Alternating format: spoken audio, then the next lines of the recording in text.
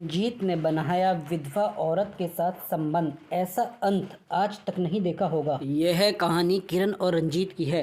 किरण अपनी शादी के 3 महीने बाद ही विधवा हो जाती है और उसके जीवन में अचानक ही पतझड़ आ गया था। किरण को ऐसा लगता था जैसे वह संसार की सबसे बदनसीब औरत है। उसकी आंखों के आगे उसका अंधेरे जैसा भविष्य हमेशा घूमता रहता था। किरण के घर में सिर्फ उसकी बूढ़ी माँ थी और किरण के पति के गुजरने के बाद किरण के पिता भी इस दुख से गुजर जाते हैं। एक बड़ा भाई था, लेकिन वो तो सबसे मुंह मोड़कर अपनी पत्नी को लेकर कहीं और रहने चला जाता है। इसलिए अब किरण को लगता था कि जिंदगी में कभी भी उसके दरवाजे पर दस्तक नहीं देगी। इधर रंजीत की बात करते हैं। रंजीत की शादी 2 साल तक तो अच्छी चल रही थी, लेकिन फिर उसकी पत्नी का किसी और के साथ चक्कर चलने लगा और वो उस दूसरे आदमी के साथ खुलेआम अय्याशी करने लगी। फिर कुछ ही दिनों में उसे रंजीत को तलाक देकर दूसरे आदमी से शादी कर ली। रंजीत अपनी पत्नी से बहुत प्यार करता था, लेकिन तलाक होने के बाद वह अपनी पत्नी के बिना बिल्कुल ही अकेला सा हो गया और अपनी सुनसान वीरान जिंदगी अकेले ही काटने लगा। वह नहीं जानता था कि अब उसका भविष्य कैसा होगा, कभी वह फिर किसी से शादी कर पाएगा या नहीं। तभी एक दिन किरण और रंजीत दोनों ही किसी की शादी की सालगिरह में जाते हैं। किरण की एक सहेली रंजीत को जानती थी और उसी ने ही उन दोनों को मिलवाया। रंजीत से मिलकर किरण को अच्छा नहीं लगा, क्योंकि रंजीत अपनी पत्नी के बारे में नेगेटिव बातें कर रहा था और यह सुनकर किरण को रंजीत पर गुस्सा आ रहा था कि वह औरत के बारे इतना गलत कैसे बोल सकता है। लेकिन बाद में उसकी सहेली मंजू ने बताया कि रंजीत कितना दुखी लड़का है, वह अच्छे खासे पैसे कमाता है और उसके परिवार वाले भी बिल्कुल सीधे हैं, लेकिन फिर भी उसकी पत्नी ने दूसरे मर्द के चक्कर में इस बेचारे को धोखा दे दिया और अब रंजीत दिन रात रोता ही रहता है। यह सुनकर किरण का दिल भर आया। वह मन में सोचने लगी कि एक शरीफ लड़के को बिना मतलब ही बुरा समझ रही थी। तो उसी दिन से किरण के मन में रंजीत के लिए एक प्रेम सा जाग गया। तब कुछ ही दिनों बाद किरण ने अपनी सहेली मंजू से कहा कि मंजू, मैं पता नहीं क्यों रंजीत को चाहने लगी हूँ और मैं उसे पसंद भी करती हूँ। अगर मंजू तू कुछ उपाय करके मेरी दोस्ती रंजीत से करवा दे तो शायद मेरी जिंदगी संवर जाएगी। तो मंजू ने कहा कि ठीक है, तू कहती है तो मैं किसी बहाने से रंजीत को अपने घर बुलाती हूँ।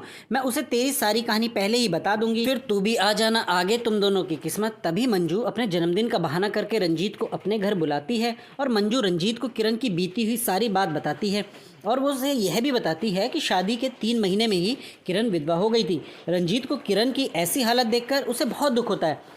तभी रंजीत किरण से मिलता है और उसे समझाता है। वाकई में किरण एक बहुत दुखी लड़की थी। अब रंजीत से तय कर लेता है कि वो किरण का सहारा बनेगा। किरण को भी रंजीत दिल से बहुत ही पसंद था और दोनों ही बाहर भी मिलने लगे ताकि वो एक दूसरे को सही से समझ सकें।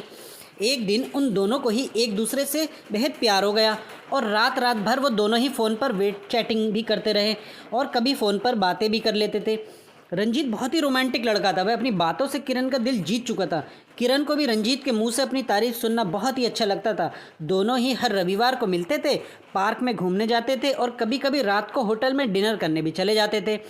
तभी एक दिन किरण रंजीत को अपने साथ अपने घर ले गई और उसे अपनी माँ से मिलवाया। रंजीत ने जब किरण की माँ के पाँव छुए तो किरण की माँ रोने लगी और रंजीत का हाथ पकड़कर कहने लगी कि बेटा, मेरी बेटी का सहारा ज़रूर बनना और उसका साथ कभी भी मत छोड़ना, मेरे सिवा इसका कोई भी नहीं।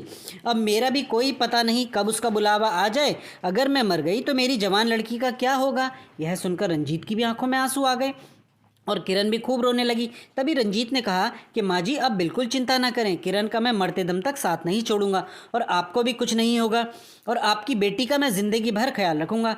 यह सुनकर किरण की माँ और किरण को बहुत ही अच्छा लगा और किरण रंजीत का हाथ अपने गालों पर लगाकर रोती है। तभी एक दिन दोनों ही पार्क में बैठे थे। किरण ने कहा कि रंजीत, तुम अपने घर वालों से मुझको कब मिलवाओगे। रंजीत ने बात टाल दी और उससे प्यार भरी बातें करने लगा और कहा, किरण, मैं तुम्हारे बिल्कुल नज़दीक आना चाहता हूँ, बोलो तुम मुझे अपने करीब कब आने दोगी। लेकिन किरण रंजीत को अपने करीब आने से मना करती है। किरण को मंजू ने कहा, लड़कों पर इतनी जल्दी भरोसा नहीं करते, तू तो सीधी सादी है। रंजीत को अपनी माँ से भी मिला दिया, लेकिन रंजीत ने तुझे किसी से मिलवाया, कहीं ऐसा ना हो कि वो तुझे इस्तेमाल करके ना छोड़ दे। यह सुनकर किरण के कान खड़े हो गए और वह सोचने लगी कि कहीं रंजीत मुझे धोखा तो नहीं दे रहा। उधर रंजीत यह सोच रहा था कि मैं किरण को अपने घर कैसे लेकर आऊं। मेरा घर बिल्कुल छोटा सा है और मैं उसे अभी नहीं बताऊंगा कि उसके लिए मैंने एक घर बुक कर लिया है और 50,000 जमा भी करवा दिए हैं और बाकी की मैं बैंक से किश्त बनवा लूँगा। 1 महीने बाद रंजीत का जन्मदिन था। रंजीत ने सोचा मेरे जन्मदिन पर ही किरण को सरप्राइज़ दूंगा और तभी किरण और उसकी माँ को भी घर बुला लूँगा। उसी दिन किरण से शादी की सारी बातें करके उसे सगाई की रिंग भी पहना दूंगा, क्योंकि किरण के परिवार में और कोई नहीं है, इसलिए सारा कार्यक्रम किरण और उसकी माँ के सामने ही हो जाएगा। अगले दिन किरण रंजीत को फ़ोन करती है और गुस्से में कहती है कि तुम अपने घर वालों से मुझे कब मिलवाओगे। रंजीत फिर से बात को टालते हुए बात को पलट देता है। अब किरण का शक और भी बढ़ जाता है। तभी किरण रंजीत से कहती है, तुम्हारे बैंक में कितने पैसे हैं, मुझे अपना बैंक बैलेंस दिखाओ। लेकिन रंजीत ने बैंक बैलेंस दिखाने की बात भी टाल दी, क्योंकि सभी पैसे उसने मकान के बयाने में दे दिए और उसके अकाउंट में यही कोई 8 से 10 हज़ार ही पड़े थे। किरण का शक अब बढ़ता ही जा रहा था और वो ये सोच लेती है कि रंजीत वाकई में मेरा इस्तेमाल कर रहा है और मुझसे शादी भी नहीं करेगा। इसलिए किरण रंजीत का फ़ोन तक उठाना बंद कर देती है। इधर रंजीत इंगेजमेंट की सारी तैयारी कर चुका था। बातों ही बातों में उसने किरण की अंगूठी का भी नाप ले लिया था और किरण को इसका पता भी नहीं चला था। रंजीत ने किरण की तरफ से खुद की भी अंगूठी बनवा ली थी ताकि किरण की माँ का कोई भी खर्चा ना हो सके। रंजीत ने किसी से थोड़ा कर्जा लेकर किरण के लिए साड़ी और उसका सारा सामान खरीद लिया था और उसकी माँ के लिए भी एक सुंदर साड़ी खरीद ली। अब रंजीत ने सबको यह कह दिया कि मेरे जन्मदिन वाली रात को मेरी सगाई किरण से है और उसके घर में भी उसने सबको बता दिया था। सारी तैयारी हो चुकी थी। तभी एक दिन रंजीत ने किरण को 3 बार कॉल किया, मगर किरण ने उसका फ़ोन गुस्से में उठाया और कहा कि क्या बात है, जल्दी कहो। तो रंजीत ने कहा, कल शाम को 5 बजे तुम और तुम्हारी माँ को मैं लेने आ रहा हूँ। तो किरण ने कहा कि मुझे कहीं भी नहीं जाना। तो रंजीत ने कहा कि किरण, कल मेरा जन्मदिन है। रंजीत ने यह बताया, लेकिन फिर भी किरण ने रंजीत को जन्मदिन की बधाई नहीं दी। तभी किरण ने सोचा कि जन्मदिन में मैं चली जाती हूँ, इससे रंजीत का पर्दाफाश भी हो जाएगा। अगली शाम किरण और उसकी माँ तैयार हो जाती हैं और रंजीत की गाड़ी में बैठकर उसके साथ चली जाती हैं। पूरे रास्ते किरण ने रंजीत से कोई भी बात नहीं की। उसे तो रंजीत के रूप में एक धोखेबाज नजर आ रहा था। तभी जैसे ही किरण रंजीत के घर की दहलीज पर कदम रखती है, वैसे ही रंजीत की माँ आरती की थाली लेकर आती हैं और किरण को टीका लगाकर उसकी आरती उतारती हैं। यह देखकर किरण हैरान रह जाती है। तभी वो रंजीत की माँ के पांव छूती है। उसकी माँ उसे अंदर आने के लिए कहती हैं।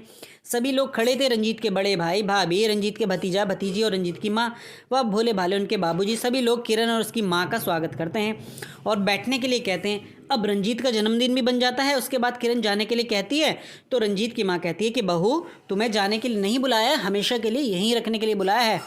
किरण समझ नहीं पाती। तभी रंजीत की बड़ी भाभी 2 फूलों की माला और एक प्लेट में 2 अंगूठी लेकर आती हैं। यह देखकर किरण रंजीत की तरफ बड़े ही आश्चर्य के साथ देखती है। तभी रंजीत एक अंगूठी किरण के हाथ में रख देता है और कहता है, आज हमारी इंगेजमेंट है किरण, और इस बात के लिए मैं तुम्हें सरप्राइज करना चाहता था। तुम्हें यह रिश्ता मंजूर है ना? किरण रोने लग जाती है और मन में यह सोचती है कि मैंने किस लड़के पर शक किया। रंजीत ने नए मकान के कागज़ भी किरण के हाथ में रख दिए और कहा कि किरण, यह मकान मैंने तुम्हारे लिए लिया है क्योंकि यह घर थोड़ा छोटा है ना। इसलिए किरण की आंखें अब अपने आंसुओं को रोक ही नहीं पा रही थी। तभी किरण ने मकान के कागज़ अपनी सास के हाथ में रखते हुए कहा कि माँ जी, मुझे तो इसी घर में रहना है आपके साथ, मुझे नया मकान नहीं चाहिए। इस बात से घर के सभी लोग खुश हो जाते हैं। तभी रंजीत कहता है कि किरण, तुम्हारी माँ भी हमारे साथ ही रहेगी, भला वो अकेले कैसे रह पाएंगी। ऐसा करते हैं, जो मकान मैंने लिया है वो पास में ही है, माँ को तुम वहीं शिफ्ट कर दो ताकि तुम अपनी दोनों माँ को संभाल सको। अब सब कुछ ठीक हो गया था। कहाँ किरण एक शक की वजह से सब खत्म करने जा रही थी। यह गलती उसे बहुत महंगी पड़ने वाली थी, मगर किरण ने रंजीत के घर जाकर अच्छा ही किया।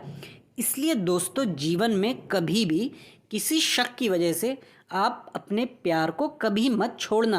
पहले पूरा सच जानना, फिर कोई कदम उठाना, तभी आपका भी रिश्ता बच सकता है। आपको यह कहानी कैसी लगी नीचे कमेंट करके हमें ज़रूर बताइएगा। अगर आपको ये कहानी पसंद आई हो तो अपने दोस्तों के साथ ज़रूर शेयर करें और ऐसी ही प्यारी कहानियाँ सुनने के लिए हमारे यूट्यूब चैनल मिस्टर वॉइस से जुड़ें। Thank you.